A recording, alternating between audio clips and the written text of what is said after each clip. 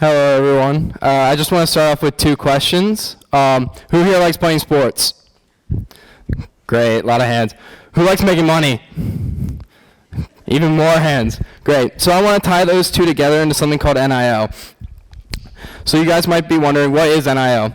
NIL stands for Name, Image, and Likeness, and it's a new policy brought in by the NCAA on July 1st, 2021. And this policy makes NCAA athletes able to monetize on their name, image, and likeness, as long as it doesn't fall into a pay-to-play format. So previously, these NCAA athletes were not allowed to make any money whatsoever on any sale of their name.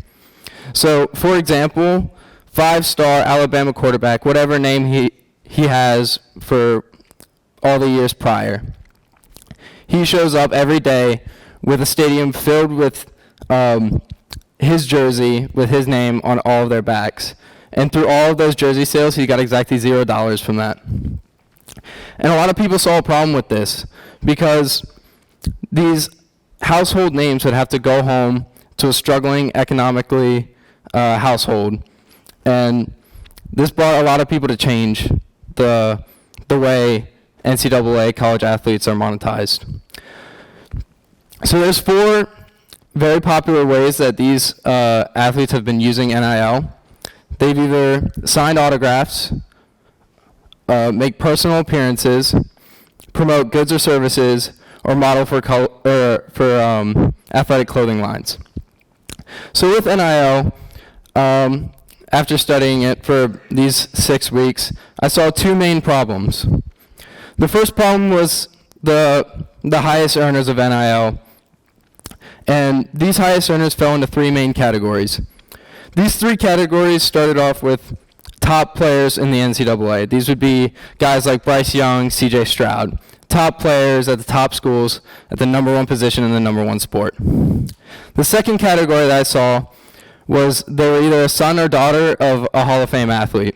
These would be guys like Shareef O'Neal, Shaquille O'Neal, and Bronny James, obvious sons of Shaquille O'Neal and LeBron James. And they obviously make their money off of their name.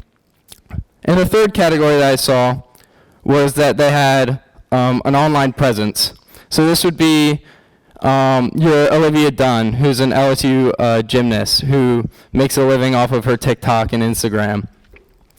So the second problem that I saw with NIL was the demographics. These demographics of these athletes started with either high school players, surprisingly, or D1 athletes. So this brought up a question. Where are all the D3 and D2 athletes? I feel like these D2 and D3 athletes are left out.